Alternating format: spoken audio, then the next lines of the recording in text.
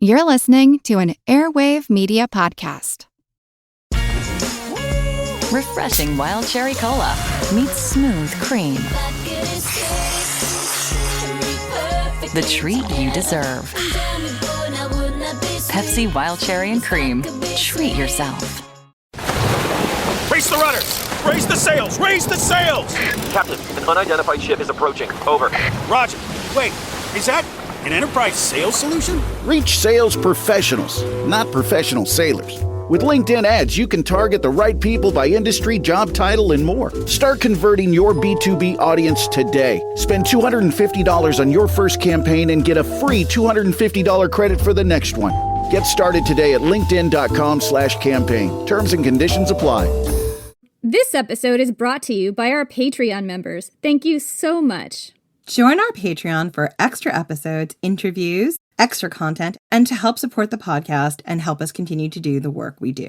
Go to patreon.com/ancienthistoryfangirl to learn more.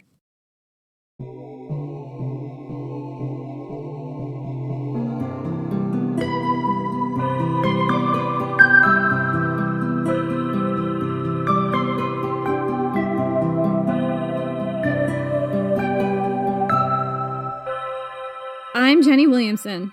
And I'm Jen McMenemy. And this is the end of the year wrap-up episode. Here we are. We've made it through 2024. I'm increasingly surprised every time. Ooh, it's been a year. It has been such a great year. Okay, let's just unpack a few things. So one thing we did was spend like an entire year discussing the 7 wonders of the ancient world.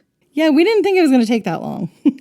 No, absolutely not. I definitely thought it was going to take like a few months. The 7 wonders list itself is a whole minefield. I mean, we knew that going in, but it was way bigger than we thought it was going to be, and it took us longer to cover it as a result. You know, we haven't got to a chance to do Ancient History Fangirl 7 Wonders of the Ancient World. That is still on the horizon. It's not going to be our next season, but it's one we want to get to because we really love covering other areas of the world that aren't Greece and Rome. Yes. I want to pause for a minute and talk about what makes a wonder, because that was a question that we had when we started this season. And we're like, well, by the time we get to the end of the season, we'll know what distinguishes a wonder of the ancient world from, you know, just other very impressive monuments.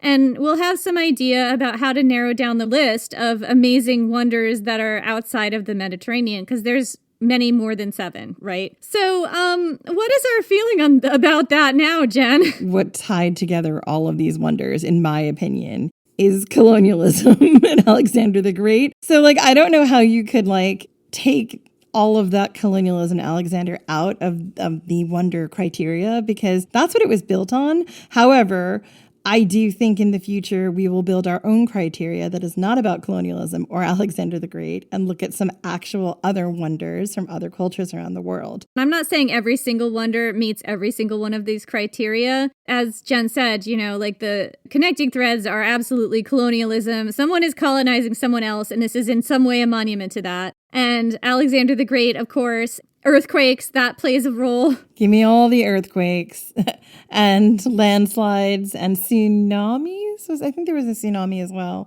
at the Temple of Artemis, maybe. And there might have been like natural disasters, I think is fair to say. We would have to come up with our own criteria, and it's a worthy endeavor. At some point we will get to it. Not right now, because I think we really thought we'd be done with both of those sections of the arc by now, but we're only done with one. And we have some things to get to first, which we're really excited about. But we will get back to that at some point. What's next, Jenny? What are you doing next? What are we doing next? So, as you all know, I have a book coming out February 4th, 2025. Enemy of My Dreams. Never heard of it. Yeah, ever heard of it? I've been talking about it a lot. So, the spicy historical enemies to lovers romantasy, all about Alaric of the Visigoths, that predates this podcast, and that I started this podcast because I was just obsessed with the research for. Haha. It turns out it's an occasionally true story. So, that book is coming out really soon. It's got a book 2, which I've been working on all year, and I'm really excited. This book is it's right now available for pre-order wherever books are sold. If you would like to pre-order it, that would make me really happy, and that's also super important to demonstrate interest with the publisher. So if you feel like ordering it or pre-ordering it in book, ebook, there's going to be an audiobook version. Some people have been asking about that. There will be one. I would just really appreciate that from the bottom of my heart. So that all that out of the way, I'm writing book 2. And I am turning in, as of this recording, that draft pretty soon to my editor. And then at some point soon, I'm going to have developmental edits come back. And when that happens, I really am probably going to have to stop working on everything else I'm doing and just focus on that. Like, it might be an emergency situation where I have to stop the podcast and just work on that. And usually when we take breaks, it isn't a break for me and Jen because we're frantically researching and writing and recording and editing all the episodes to go up. I wouldn't even be able to do that. What I'd have to do is stop work on the podcast until the draft is done, and then I would need a further break, depending on the timing, in the midst of a season. I'm not sure what's going to happen. So you're all going to have to bear with me. There might be some unexpected delays next year, which is not what we typically do. I like to keep the podcast consistent, but it may be that I need to not do that next year when these edits come through. So just a heads up, that may be happening. Be prepared. Yeah, but that said, what are we doing next season? So next season, I'm going to be doing a mini arc all about the Visigoths and the migration era and all the history behind my book. We already have episodes done about Alaric of the Visigoths and Galla Placidia and Ataulf, Honoria and Attila the Hun, which I'm going to be re-releasing. And then I'm going to be doing some more original episodes, some interviews with experts, and some historical episodes just on the history of this time period. So I'm really excited to do that. There just might be some delays. We'll see. And there might be no delays. I don't know when my edits are going to come back. Yeah. And I think that's going into 2025. We're just going to have to play things a little bit faster and looser because of certain deadlines and pressures that may be on us.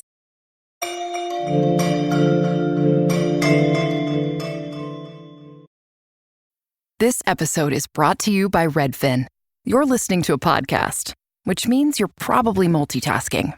Maybe even scrolling home listings on Redfin, saving homes without expecting to get them. But Redfin isn't just built for endless browsing. It's built to help you find and own a home. With agents who close twice as many deals, when you find the one, you've got a real shot at getting it. Get started at redfin.com. Own the dream. This episode is brought to you by Cologuard. Do you know what's really scary? Not screening for colon cancer when you turn 45. The Cologuard test is non-invasive, requires no special prep or time off work, and ships right to your door. In just 3 simple steps, Cologuard takes the scare out of colon cancer screening. If you're 45 or older and at average risk, ask your healthcare provider about the Cologuard test. Cologuard is available by prescription only. Learn more or request a prescription today at Cologuard.com/screen. Starting a business can seem like a daunting task, unless you have a partner like Shopify. They have the tools you need to start and grow your business. From designing a website to marketing to selling and beyond, Shopify can help with everything you need. There's a reason millions of companies like Mattel, Heinz, and Allbirds continue to trust and use them. With Shopify on your side, turn your big business idea into... Sign up for your $1 per month trial at shopify.com/special offer. On December 12th, Disney Plus invites you to go behind the scenes with Taylor Swift in an exclusive 6-episode docuseries. I wanted to give something to the fans that they didn't expect. The only thing left is to close the book. The end of an era. And don't miss Taylor Swift, The Eras Tour, the final show, featuring for the first time the Tortured Poets Department. Streaming December 12th, only on Disney Plus. In our season after the Goths, which will be way in the future and we'll talk to you about later on, it'll be a bit of a departure for us. It's going to be called This Is How Democracy Dies, and it's going to look at the fall of the Roman Republic and its movement into an empire. And if you think this isn't motivated by stuff going on in today's world, you would be wrong. We have been just living in the present and feeling the need to talk about it a little more and call out some of the parallels we might see with the ancient world. But that is not going to happen until much further in the spring or summer of 2025. Everything that we've been seeing happening, and because we know a lot about this period now, because of all the work we've done, Jen and I were just seeing these parallels between what's happening now and Augustus, because we are, in fact, people who think about ancient Rome every day. We are people who do that. So we are going to do that season. At least at this point, I feel like every time we talk more than one season in the future, it turns out wrong and different. But at this point, that's our plan for after the Goths and after a long, lengthy break that we take. So that's the general plan. A well-deserved break. Yeah, and some of this might have to do with my edits or Jen's edits on various things and things like that. We just need more time and breathing room than we're getting right now. And that's all a really good thing. It just means you guys might have to be a little patient with us. And if we don't know when we're going to come back and we don't tell you right away, have faith that we will come back because we have plans. Yeah, the podcast isn't going anywhere. We may have to scale back a little bit, but we will be endeavoring to keep 2 episodes a month when we're in season and a book club. I can't promise we'll be able to do it for the whole year, but that is the plan as things stand.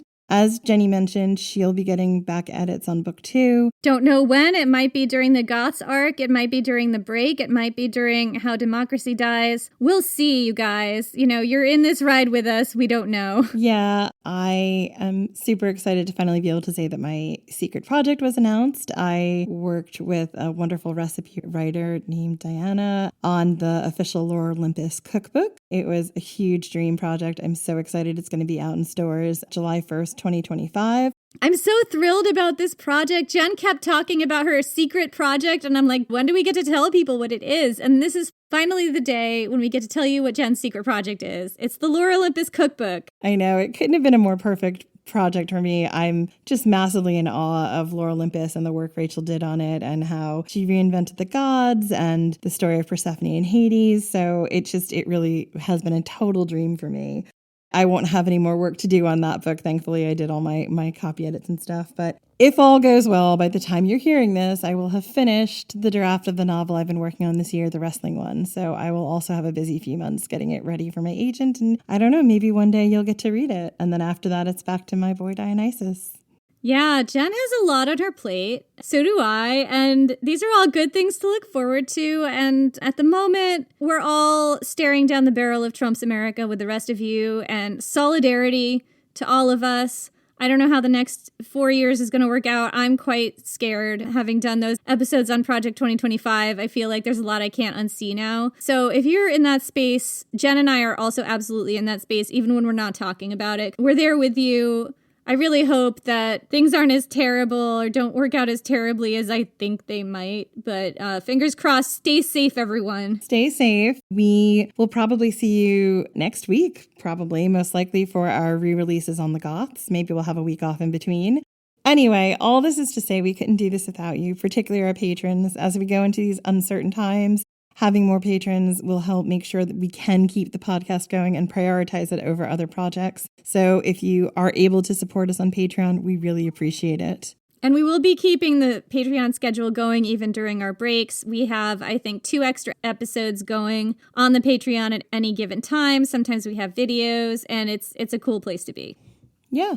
So thank you all so much for your support. You can find us on all the normal places on social media. We're on Instagram and Facebook and maybe TikTok if it exists at the moment, Threads, and on all those platforms we're at Ancient History Fangirl. Yeah, and our Patreon is patreon.com/ancienthistoryfangirl, and that really is how we keep the lights on. So if you want to see more of us in the new year, I know that 2025 will likely be financially hard for a lot of us, and I see and understand that, but if you are able to join, please join. We do appreciate the support. Thank you, and we will see you whenever we see you next.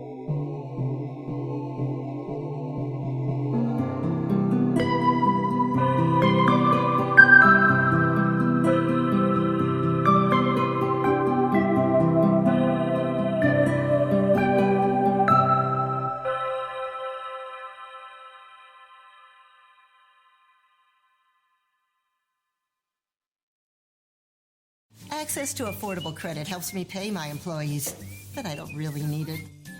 Inflation is killing me. But who cares? Big retailers are making record profits. That's why we support the Durbin Marshall credit card bill. See? Banks and credit unions help small businesses make payroll. This bill would cut the vital resources they need, while increasing megastore profits. They deserve it, don't they?